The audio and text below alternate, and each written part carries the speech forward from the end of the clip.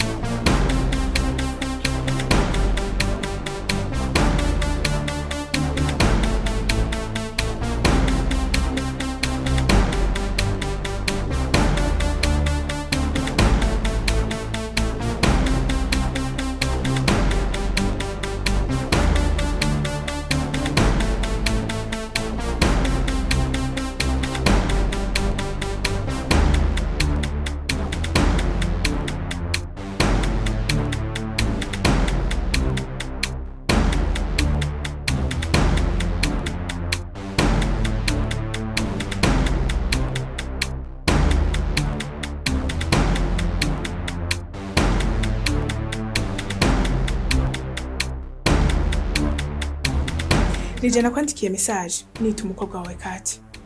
Nari nkeneye kubona ishusho yanyu y'umu ex wawe wakunze, ukizera, ukamureka kidegemvya mu rugo rwawe. Niwe yambwiye ivyo urukundo rwanyu rwa kera, ivyo wampishije.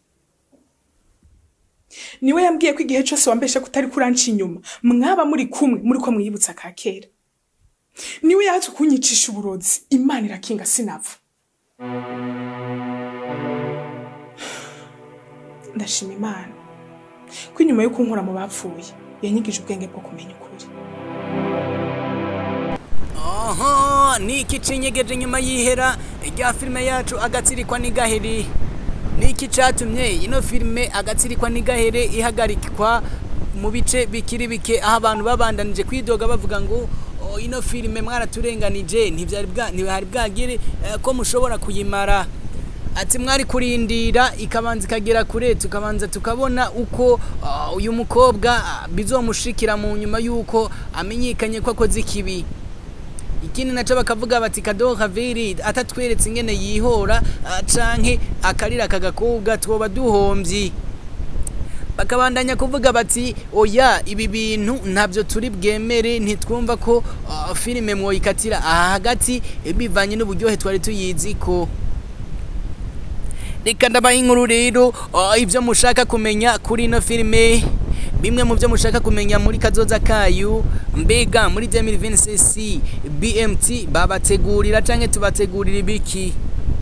Amugiye kubona ibiki muri filime yacu Agatsirikwa Ntigahere? Mbega koko yahagaze canke ntirahagarara? Bamwe mu bakunzi bayo bakunda kuguma bidoga bavuga bati oya raba mudusohorera basi saison ya kabiri ntiduhaririye ko yaheze, ariko raba mubandanirize ko saison ya kabiri kuko ino filime iheze uko chance tutabonye bihereye. Eka ngo tubone na kadohaveri tubone Chris uko bihera, eka na Mimimire twamubonye akanya gato cyane. Bati turashaka kubonana na wa mupolisi w'amanyanga ariwe. Ingene byabandanije kugenda n'ingene byaheze kuko turabibona neza ko iki kintu cy'uyu mukobwa urumva afise aho yatangatanze mu bapolisi, aho Kadohaveri yavuze ati uyu mukobwa abwirizwa gufungwa kuko naramenya amabanga yiwe yose, eka ni nawe yayanyibwiriye. Ariko tukibuka ko mu butungane hose aka gakobwa kamaze gushikayo gatanga ibiturire. Mbiga koko ino filime izohera uko nyene canke bya biturire by'uyu mukobwa bizokora kugezaho Kadohaveri yitwara bikanka. Ngiribanga nari nkuzaniye rero, ngiribanga ginyegeje inyuma yuko kuvuga ivyo, inyuma yuko kwitwara uko kwa Chance, aho Kadohaveri agiye gukubitwa ku ntoki mu kanya gato, nubwo bizomara urume rumara, ariko uyu mukobwa mwibuke ko adata hasi ngo arahevye. Chance nawe yavuze ati sinigera mpagarika, jiwe ndi ku ntego imwe yo kwigarurira umukunzi canke urukundo rwanje. Abandi bagaca bibaza ngo none ko twabonye aha hantu Kadohaveri yamufashe neza kandi biraboneka ko umenga nta gutsindana canke ukugwana gusubira kuhaba, ati iyi filime izobandanya biciye he koko? Ibanga rihari rero nirikubwira ngo Kadohaveri koko yatsinze, araboneka, arabyuka, arahagarara, arabwiza ukuri umugabo wiwe ibiri inyuma n'ibiri imbere y'ivyo azi kuri Chance. Ariko ikizoza kubona nuko wa Chance bazomufunga, bamaze kumufunga nuko agafungurwa kandi agasubira kwa Chris, kandi Chris akamwemerera. Sizo ya kabiri rero nibaza ko buri umwe wese yirindiranye igishika ku buryo bw'uko kugeza n'ubu bataremera ko Agatsirikwa Ntigahere yaheze, kandi koko ntirahera kuko hari sizo ya kabiri kandi zoza imeze neza cyane. Abandi bakavuga bati yo intore ntindi nayo bari badukiriye kunyene kandi tuzi kwiheze. Ariko nitwigeze ducika intege, twarindiranye igishika, turindiriye tuti eka koko babwiriza kutwereka la suite y'ivyo twabonye, kw'ivyo tuzokuramwo, kuko ino filime yari ifise impanuro nziza kandi cyane. Ni impanuro tutabwirizwa guheba, ni impanuro tutabwirizwa kwirengagiza, ariko tubwirizwa kumenya ko tukenera kumenya iyo biherera niyo byahereye, kuko turashaka kubona uyu mukobwa Chanceline yafunzwe, canke tubona amaherezo ya Chris na Kadohaveri ngene bameranye. Eka tunabone n'uyu mukobwa Chanceline yiyakiriye yavuze ati jewe ndemeye mpebera uwo mugore atwagwe n'umugabo wiwe, mu gihe nawe yiyiciye umugabo azi ko agomba ronka umugabo w'abandi. Abantu bakibaza bati mbega koko hamwe botwirika ingene iyi ntambara bazoyivamwo, tuzosha tubemera ko muri abakinyi ba filime, tuzosha tubemera ko muri abanditsi mudakina, muri abanditsi beza. Ivyo rero nibigaragaza urukundo ino filime ifitiwe mu bantu. Koko nawe ukabura umufana w'ino filime Agatsirikwa Ntigahere, injira muri commentaire dushiremo udutima, ikushiremo n'utudarapo kugira ngo tubandanye kubona ati aba bahungu n'abakinyi ba filime kandi bashigikiwe ekabana kundwa. Tubandanye kubigaragaza, tubandanye kubereka urukundo, ivyo tubiyumvira ko nivyo tubibaza ko, tubandanye kubigaragaza apana kubihisha, twiyumvirira mu byo twiyumvira gusa. Ngaba bandi bantu baravuga bati Mireye kuki mwamukinishije umwanya muto cyane, kuki Mireye tutamubonye mu gihe we yarafise impanuro nziza. Aho turabandanya kubabwira ko yarafise igikorane ngaha mu gihugu cy'u Burundi. Bamwe bakabaza bati mbega koko yaravuye mu Rwanda ubu ari mu Burundi? Ati mbiho ho babazananye na wa mukobwa we mugenzi we ari we Inarigera we yari yakunze mu Rwanda gusumba u Burundi, ariko muri iki gihe babarizwa he? ibi ni bimwe rero mu bigiye gutuma filime y'u Burundi nayo uno mwaka itangurana inguvu nyinshi kuko Mimi Mireille yarakumbuwe mu mafilime y'u Burundi. Murabona ko si henshi ari karaboneka, ariko mwibuke ko mu Kamuna twabonye ko umugeni wa King Sabasi ari Mimi Mireille, mugabo ntituriko turamubona kina muri no filime ngo aboneka amasene arimwo.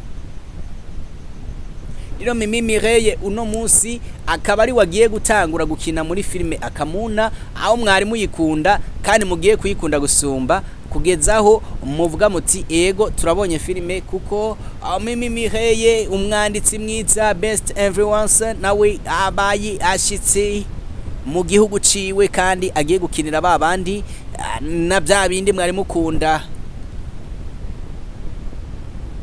Agatsirikwa Ntigahere mu Burundi nibaza ko nibatanga filime, nibatanga gashimwe ka filime yitwaye neza muri no mwaka, filime yacu Agatsirikwa Ntigahere eka nibaze ko izobi ya mbere. Abandi bakabandanya kuvuga bati umwamikazi byoshoboka kuyisumba, ati ariko nta fatiro na rumwe goshobora kugaragaza ko umwamikazi yoshobora gusumba intore ntindi bivanye n'ingene yanditse, bivanye nuko abantu bayakira, urukundo ifitiwe, eka muri byinshi biraboneka ko intore ntindi canke Agatsirikwa Ntigahere yaba abakinyi baramutse bateguye filime kuyikina, ubona ko hari itandukaniro ry'abakinyi abana bariya.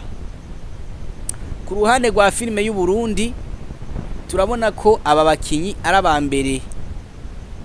Amwe mu mabanga rero atuma ino filime mugiye kuyibona irya kabiri anuko BMT ari yo systeme ikunda gukoresha yo gukata filime ikiri hagufi, ku rugero rw'uko mugumana umunoho kumva ngo nshaka kurabara sweet, kuko ino filime yarigeze igihe cyo kuryoha, yarigeze ahantu igomba iryohe cyane, ariko bicaye ngombwa ko igice ca mbere saison ya mbere ihagarara. Rero barabandanya kubaza bati mbega koko uyu mukobwa Chance iyabana kadoka vere eka nakakana twakabonye neza muri seri yanyu muri episode ya mbere, niho kadukoreye amateka barabona ngo wa mwana ko barazi gukina canke ntazi gukina. Aho twamubonye agira ubwoba yagize bw'uko hari habaye inkoho, urabona ko ari umwana ari muri filime koko abikunze kandi abifitiye ingabire, atari babandi birunda mu byo batazi, ariko we abikina cyane kubwo ingabire yiwe. Ni uyu mwana wacu yabikinye neza. Aho babandanya kubaza ati rero none ninde twoha amanota menshi, ninde mwakunze cyane yabakiniye ibintu murashima muri no filime yacu Agatsirikwa Ntigahere. Ni gisabo canke no kubabaza ngo mubabwire mutubwire ninde muri Kadoha Vere Chris co kimeno uyu mukobwa Chance ninde yabakiniye filime neza kurusha abandi. Eka bose barabyitwayemo neza turabizi, ariko tubwire ninde twoha amanota menshi gusumba abandi, kugira ngo ubugira kabiri tumuha agashimwe kiwe nk'uko mwabibonye neza ko yitwaye neza gusumba abandi, acanke yabakoreye ibintu bibashimisha, kuko bose n'abakinyi biza. BMT rero icubahiro cyayo kibandanye kuyibaku, mubandanye gukunda filime zacu, mubandanye gukunda filime yacu, ntitubataye ntitubahevye. Imbere yuko Agatsirikwa Ntigahere yahera bari babakiniye filime yabo bisi iyo nayo wowe itubwira yubande kugira ngo twumve ko muri abafana. Baciye bambuza bambwira bati uya banze uhore yibabaze twumve ko ijya bariko barayikurikirana. Inyuma yuko Agatsirikwa Ntigahere hariho filime byariko birabangabanganwa yahagaze, mbere yuko saison ya mbere ihagaze bababwira bati bamurakurikirana iyi nayo ne ije iryoshe. umuntu ayitora ubwa mbere muri commentaire azoca asiga nimero kandi atwibutse cyane atubwire tumuhereze amahera y'amayinite abandanye kugura amamega nubwo azoba y'umunsi ari commentaire gusa washize ko bizoba bimaze nuko kandi mubandanye kuvyumva mu bikore turiho kandi twavyemeje uzobitora babiri ba mbere tuzobaha amayinite amamega bakoresheje uwo munsi bazobasha kuyahabwa muzorabane muri commentaire uzotangura kuyitora koko uyu muntu azohabwa amamega akoresha navyo mvuze neza ko ari umunsi canke ari indwi canke ukwezi ariko amamega yo azoyahabwa nuko rero tubandanye gukunda filime mubandanye kutubwira ninde yabanezereje gusumba abandi usibye ko bose bari ku rugero rumwe hariho uwabanejereje gusumba abandi bivanye n'ingene yitwaye bivanye na action uziwakora muri filime bivanye n'inyifatu yagize muri no filime tubwire tuzohindura iki twongere kwiki dukure kwiki mu byo mwabonye kugira ngo ibashe kuryoha turashaka ngo mutubwire ati twongere kwiki icya kabiri dukure kwiki icya gatatu ubona twoshiramwo ibihe canke abandi bantu abahe kugira ngo filime ibandanye kubashimisha uko muvyiyumva canke uko mubikunda ibandanye kubaha inyigisho mwipfuza uko muyifuza kugira ngo twisi canke mwese mubandanye kuryoherwa na filime zacu ni BMT dahengeshanya kubaryohera ni BMT dahengeshanya kubereka ko vya bintu biri seriye atari abakinyi biga ari abakinyi babikina babizi kandi babibona wowe gumana natwe bandanye gufyonda subscribe canke sabone wipfuza makuru ya filme ya za BMT filme ya Buja Industry akawipfuza amakuru ya filme za JN filme ukifuza filme za Saison Coupe ntamvo nimwe yo gucagura ntamvo nimwe yo kwanka abagenzi ntamvo nimwe yo kuvangura twese turabakinyi twese turabana b'u Burundi nidukwiye gushigikira bamwe gusa ugasanga BMT sohoye muyiraba abantu 300 bararaba filime mu ndwi zibiri canke mu kwezi kumwe ariko abandi basohora ugasanga bafise amavyuza agera ku 10,000 canke 20 oya muhindura ingendo mubere ku rukundo nkuko babakunda mubere ku rukundo mubatera intege nkuko nabo babikina biteze ko mubatera intege ukumukunda bamwongere mukunde nabandi